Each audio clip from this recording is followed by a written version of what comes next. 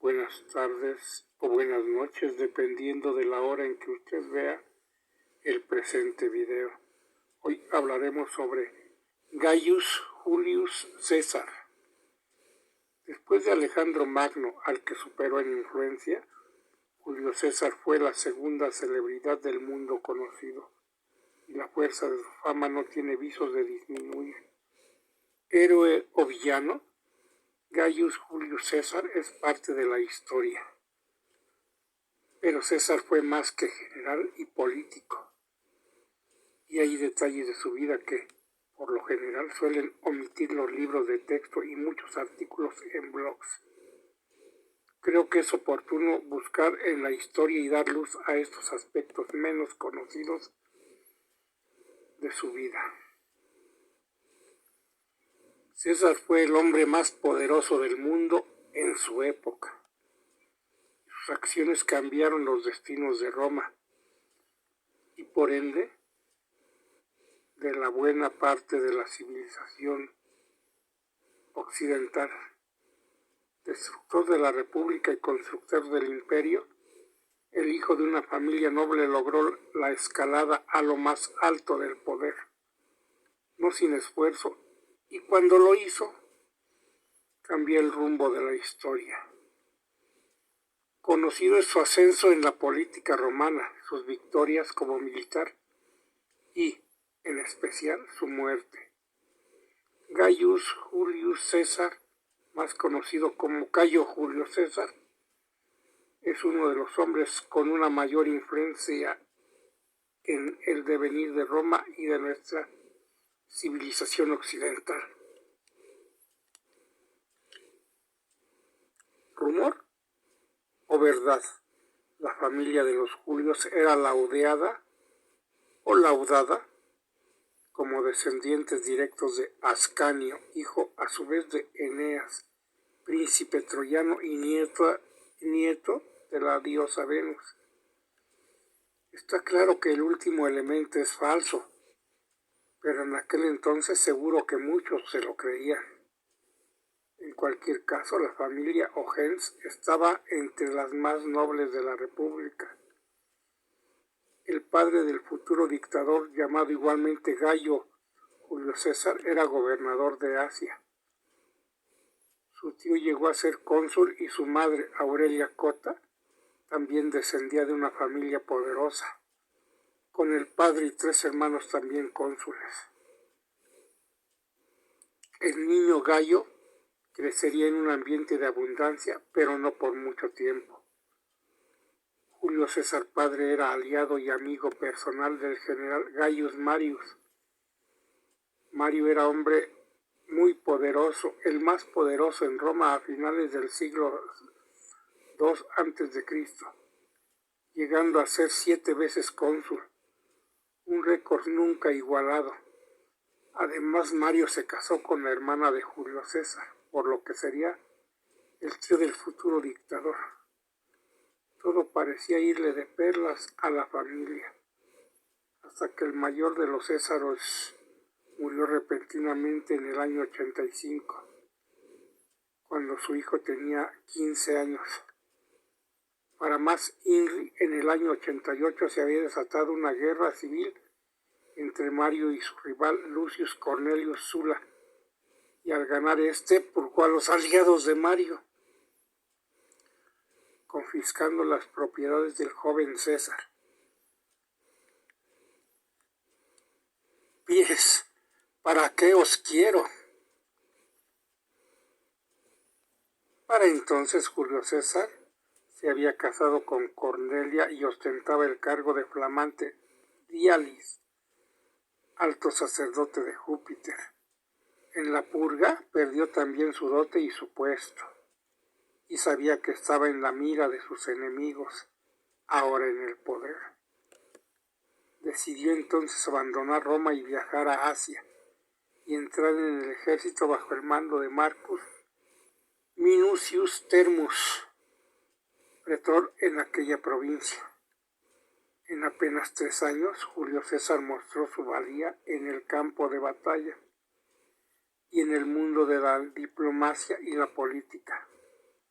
No obstante, en una de esas misiones ocurriría algo que marcaría a César para siempre. Minucius fue quien envió a César al rey Nicomedes IV de Bitinia para solicitar ayuda militar, y el enviado de 17 años la consiguió. Cuenta Suetonio que César permaneció mucho tiempo en la corte de Nicomedes, con quien pareció trabar una buena amistad. Las malas lenguas, sin embargo, decían que el romano y el vicinio llegaron a ser algo más que amigos. Julio César desmintió toda la vida que hubiese mantenido una relación homosexual con Nicomedes, pero los rumores nunca desaparecieron. César y los piratas. Una de las historias mejor conocidas del célebre general en su juventud sucedió también, según Suetonio, cuando volvía de su estancia en Bitinia. El barco en el que viajaba César fue capturado por piratas en el mar Egeo y el noble romano fue hecho rehén. Los piratas entonces pidieron un rescate de 20 talentos de oro, equivalente a 32 kilos por talento, lo cual enfureció a Julio César. Según él, la vida valía mucho más que 20 talentos, su vida en especial, y ordenó a los piratas que pidieran 50 talentos por su cabeza. Además, furioso por la afrenta, amenazó a los piratas con volver después de su liberación y crucificarlos a todos, cosa que los corsarios se tomaron a broma. Pero de bromas nada, y tras ser liberado, Julio César cumplió su promesa. César, abogado y soldado. De vuelta en Roma tras la muerte de Sula y sin dinero, César se estableció como defensor público. En la República Romana los juicios eran públicos, al aire libre en el foro, a la vista del pueblo. Su retórica pronto le ganó una buena reputación y fue electo tribuno militar, un puesto solo por debajo del legado, el comandante de una legión en el que jóvenes patricios podían adquirir experiencia militar. La popularidad de Julio César subió como la espuma, pero con esta también llegan los enemigos. Los viejos senadores tomaron nota. En el 69 a.C. fue elegido cuestor, el encargado de las finanzas de una legión, y fue enviado a Hispania a servir su periodo. La historia cuenta que ahí se encontró con una estatua de Alejandro Magno, y dicho encuentro le deprimió, pues el macedonio había ya conquistado el mundo más o menos a la misma edad que él, que no había logrado nada hasta el momento. César Pontífex. 2 años después, Gayo Julio volvió a Roma y volvió a contraer matrimonio con Pompeya, nieta de Sula. En el año 63 consiguió ser elegido Pontifex Maximus, nominalmente una posición religiosa, pero en la práctica un cargo político, un escalón más en su camino al poder. Como Pontifex Maximus, tenía control sobre el templo de Vesta, donde se mantenía el fuego simbólico del pueblo romano, y era un cargo vitalicio. Aún así, César seguía siendo un noble sin dinero, de hecho un hombre muy endeudado. La tradición romana exigía que cada vez que se nombraba a alguien a un cargo de importancia, el beneficiario debía organizar fastos de gladiadores. Julio César celebró grandes juegos, tan grandes que el Senado legisló para limitar el dinero que podía gastarse en esto. Y por cierto, como no tenía fortuna propia, César pidió prestado. Sus deudas tendrían mucho que ver con su futuro político.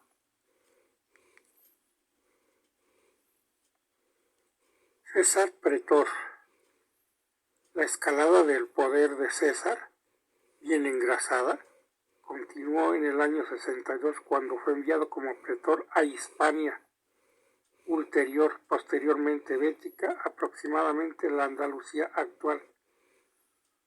Su nueva posición le ponía a cargo tanto de los asuntos políticos como militares, y supo explotarlos para su propia gloria. Pero antes de marchar tenía que pagar sus deudas, y para ello acudió al hombre más rico de Roma, que actuó como su aval.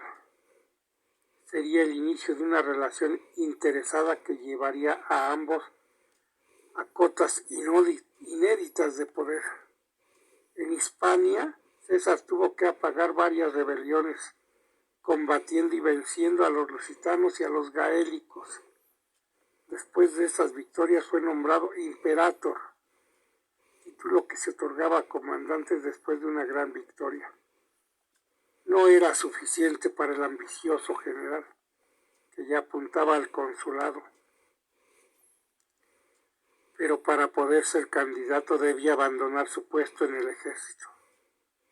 Así lo hizo, y en el 60 a.C. fue elegido cónsul para el año siguiente. César cónsul. Hasta el momento de volver de Hispania, Julio César era un general más en Roma, conocido, pero lejos de ser la superestrella del lugar. Ese lugar le correspondía a Pompeyo Magno, el general que desde muy joven mostró su valía en las guerras civiles del lado de Sula. Entre otras acciones, Pompeyo había acabado con los piratas del Mediterráneo, que interrumpían el suministro de trigo a Roma, y participado activamente en la supresión de la revuelta de Espartaco.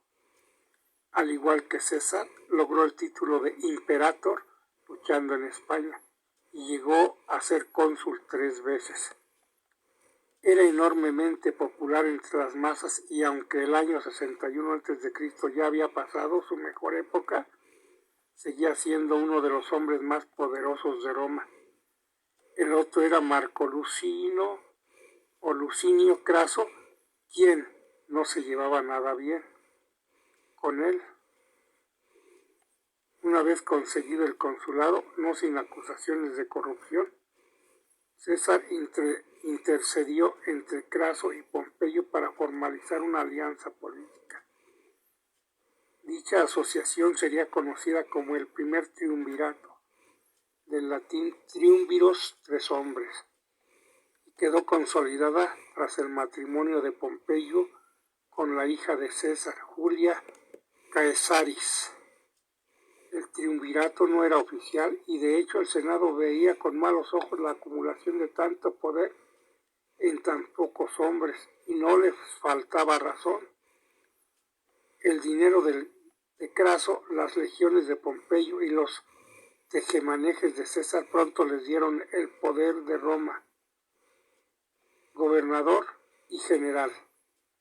Era costumbre en Roma que al terminar su mandato un año, a un cónsul se le otorgaba el gobierno de una provincia, también por un año. Los enemigos de César en el Senado, no obstante, habían conseguido disminuir el alcance de su gubernatura, pero al final sus influencias le permitieron salirse con la suya. No solo obtuvo el gobierno de 2 provincias, Galia, Cispalpina e Ilírico, en el norte de Italia y los Balcanes, respectivamente, sino que el mandato duraría 5 años. Con el puesto, y no menos importante, César recibió el mando de 4 legiones. La campaña de las Galias. Si hay un periodo en la vida de Gayo Julio César que se puede definir como su apogeo, ese fue entre los años 58 y 50 a.C., cuando logró conquistar el territorio de las Galias, la Francia actual. Ahí fue donde obtuvo sus más grandes victorias.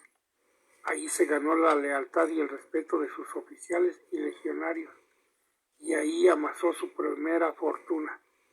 En esos 8 años César peleó más batallas que ningún otro comandante en la historia, algunas de ellas en la línea del frente, espada alzada. Durante esos 8 años César casi duplicó el tamaño de la República y todavía tuvo tiempo para pasar un verano en Inglaterra y hacer una incursión a Germania, para lo que construyó un grandioso puente. César también se dio tiempo para relatar sus andanzas en sus comentarios a la Guerra de las Galias, uno de los mejores documentos militares de la historia. Helvéticos, suevos, belgas, arvernos, aeduos y otros pueblos fueron cayendo uno a uno bajo el poder de las espadas romanas. César demostró una gran capacidad estratégica, táctica y diplomática en sus conquistas, pero también una inclemencia salvaje contra aquellos que no se rendían a sus pies. Célebres son sus victorias en Bibracte, Bajetobriga y Armórica, pero sin duda la mayoría fue la última, la más grande, la más brillante, contra su némesis Vercingetorix en Alesia.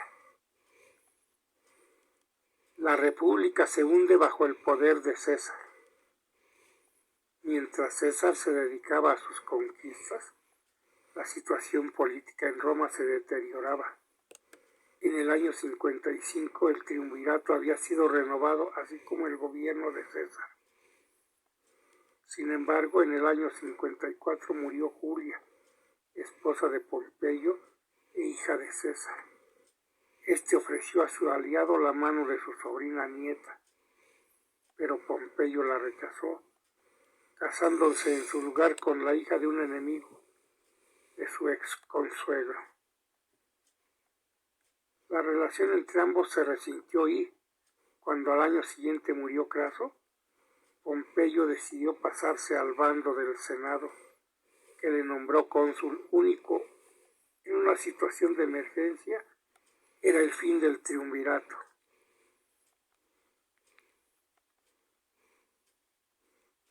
Alesia tuvo lugar en septiembre del 52 y con esa victoria César consolidó la conquista de la Galia. Atrás quedaban 1.000.000 de muertos, más de 300 tribus subyugadas y 800 ciudades destruidas. Para entonces Pompeyo se había mostrado abiertamente en contra de su antiguo aliado y, al llegar el término oficial del mandato en la Galia, ordenó a César dejar las armas y volver a Roma. El Rubicón. Gayo Julio sabía que volver a Roma desarmado solo significaba una cosa: prisión. Pompeyo tenía suficientes pruebas de casos de corrupción y si no, se las inventaba. Muchas de las actuaciones de César en las Galias habían recibido la reprobación de muchos senadores romanos, pero no se atrevían a acusarlo formalmente mientras tuviese a su cargo sus legiones. César tenía dos opciones: obedecer y entregarse o luchar. Eligió luchar. Entre el 10 y el 11 de enero del año 49, Julio César se detuvo ante un pequeño río que marcaba la frontera entre la Galia Cisalpina e Italia. No estamos seguros de que si el Rubicón de la antigüedad es el mismo que ahora y llevaba ese nombre, pero sí sabemos que aquel día Julio César lo cruzó con una legión, la 13 Gémina, y al entrar en Italia al mando de una fuerza militar quebrantaba la ley. Era el desafío del comandante contra el poder del Senado. El Senado de la República y de Pompeyo. Era también el inicio de una guerra civil. La suerte está echada. El general sabía que no había marcha atrás y que solo la guerra podría decidir el ganador. Él contaba en sus experimentadas legiones con su apoyo y Pompeyo no podía decir lo mismo. De hecho, este y buena parte de los senadores abandonaron Roma primero a Hispania, donde César los alcanzó y los venció. La famosa frase Vini, Vidi, Vici fue pronunciada por César ante el Senado en el año 47 a.C. Las victorias julias se repitieron en Ilírico y Farsala, donde Pompeyo fue ampliamente derrotado. Desprotegido huyó a Egipto, y allí el faraón lo mandó a ejecutar a la vista de su familia. César quedaba como el único amo y señor de Roma. El conquistador conquistado. El hecho de que Pompeyo hubiese huido hacia Egipto tendría consecuencias para muchos de los protagonistas de esta historia. En aquel entonces el reino del Nilo estaba gobernado por dos hermanos, Ptolomeo XIII y Cleopatra VII. El faraón, queriendo satisfacer a César, había ordenado el asesinato de Pompeyo. En vez de agradecérselo, el general romano enfureció, pues aunque fuese su rival, Pompeyo era un ciudadano romano, su antiguo aliado y yerno. En cualquier caso, César decidió medrar en los asuntos de Egipto, ya bajo la influencia romana, y se quedó para intentar reconciliar a los hermanos faraones. Ptolomeo invitó a César a su palacio y encargó de que Cleopatra no lo viese, y al menos lo intentó. Según la famosa leyenda, la reina se hizo esconder dentro de una alfombra que César recibió como regalo. Cuando éste la desenrolló, se encontró con la joven poseedora de gran belleza y personalidad. Cuando Ptolomeo entró en la estancia de su invitado, se encontró con su hermana relajándose en un sofá del general romano.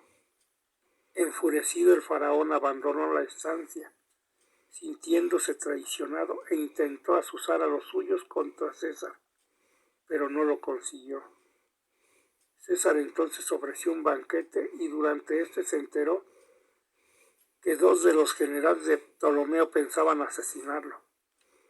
Los muertos fueron ellos, pero Julio César se dio cuenta de que, a pesar de que sus tropas rodeaban el palacio, estaban en inferioridad numérica. Con Ptolomeo como rey, prefirió hacerse fuerte en el palacio y esperar refuerzos. Luna de miel. Llegaron de Pérgamo los refuerzos esperados, y con ellos César consiguió vencer a Ptolomeo, que murió ahogado en el Nilo. No obstante, el testamento y los acontecimientos que había hecho constar en un documento testamentario el anterior faraón indicaban que Cleopatra debía reinar conjuntamente con su hermano Ptolomeo. Así que César casó a la joven con un hermano menor, también llamado Ptolomeo. Estabilizada la situación política a su favor, César decidió entonces casarse con la que ya era su amante, Cleopatra. Pasaron varios meses disfrutando del idilio, incluyendo un fastuoso crucero por el Nilo. Al romano se le olvidó un poco que era el mandamás de Roma, e ignoró el malestar de su pueblo por casarse con una extranjera, estando ya casado con una ciudadana romana. Pero César no andaba con medias tintas, por lo que aún le quedaban enemigos que no estaban de acuerdo con su proceder, y después de 9 meses tuvo que salir de Alejandría para apagar sendas rebeliones en Asia Menor y en el norte de África. Poco después, en el verano del año 47 a.C., Cleopatra dio a luz al hijo de ambos, llamándolo Cesarión. Derrotados sus enemigos, Julio César por fin volvió a Roma para retomar las riendas. Las reformas políticas. Por lo general, cuando alguien busca el poder es porque quiere hacer algo con él. En el caso del César, no hay un consenso sobre sus motivaciones para alcanzar el poder, y su gestión una vez en lo más alto. Hay quienes creen que lo único que le interesaba a César era mandar y que si instituyó reformas en las que daba más poder al pueblo, fue solo para disminuir la influencia del Senado. Otros creen que era sincero y que realmente estaba del lado del pueblo. A estas alturas difícilmente podremos comprobar sus motivos. Pero reformar, reformó. A partir del año 46, César activó su labor legislativa cambiando el código fiscal y la carrera judicial, estableciendo que solo miembros del Senado o de la clase ecuestre dominante podrían ser jurados en juicio.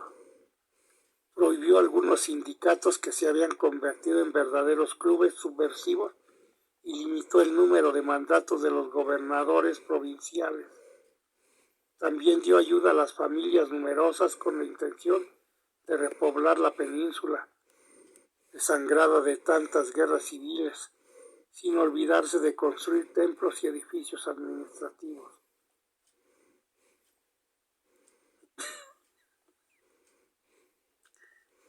El calendario juliano. Todos estos cambios, probablemente el mejor conocido y más durable fue el del calendario. Otros pueblos de la antigüedad como Persia, Grecia y Egipto ya habían reformado sus calendarios para adaptarlos a la realidad astronómica, pero no Roma. Es posible que César se viese influenciado por Cleopatra o simplemente viese como adecuado cambiarlo porque, hasta ese momento, el calendario romano era algo arbitrario y podía ser cambiado por el Pontifex con motivos políticos. Como fue, a mediados del 47, César instituyó el calendario romano con 365 días al año y que añadía un día cada 4 años para compensar las diferencias. Añadió 2 meses que luego serían llamados julio y agosto y fijó los días de cada mes en las cifras que aún utilizamos hoy en día. El calendario juliano se utilizó durante 15 siglos hasta que el gregoriano entró en vigor en 1582 para corregir una pequeña diferencia con el calendario solar. Desde entonces es que usamos el calendario gregoriano en Occidente. César, dictador. César fue nombrado dictador 3 veces, la primera en el 49, aunque renunció al cargo después de 11 días. En el 48 volvió a ser nombrado dictador, esta vez indefinidamente, y la tercera en el año 46 por un periodo de 10 años. Aquel título, no obstante, no tenía la connotación de la actualidad. Un dictador romano tenía poderes especiales, sí, pero tenía ciertas limitaciones, como la de renunciar una vez que se terminara su mandato. Además, los tribunos podían vetar sus políticas con el apoyo del Senado. Aún así, el poder de Julio César era tan grande que durante varios años pudo hacer lo que quiso. Por ejemplo, aumentó el número de senadores, colocando entre ellos a sus propios aliados. Se dio a sí mismo el título de censor para supervisar la moral pública y las cuentas del Estado. Ya con muchos de sus amigos en la curia, consiguió que el Senado le nombrara padre de la patria e imperator. A los defensores del viejo régimen republicano, César les recordaba a un rey y pocas cosas temían más los romanos que ver todo el poder acumulado en una sola persona. La oposición rumiaba. Los idus de marzo. César el guerrero no había desaparecido. En el año 45 a.C. ya preparaba una nueva y larga campaña contra los partos en Asia Menor. En el 44 fue nombrado nuevamente dictador vitalicio. pero no sabía que iba a pasar varios años fuera de Roma. Dejó preparada una reforma para que en el 43 eligiera 2 nuevos cónsules, a la usanza tradicional de la República, con la única trampa de que sería él quien los eligiera. Poco antes de su planeada partida, al día siguiente de ser nombrado dictador, se celebró el festival de la Lupercalia, en honor de la loba que supuestamente había amamantado a Rómulo y Remo. Durante los fastos, uno de los generales más cercanos a César, Marco Antonio, intentó coronarlo con una diadema. Dicho símbolo pertenecía a los reyes y, aunque César la rechazó, sus enemigos en el Senado decidieron que era el momento de pararle los pies al dictador.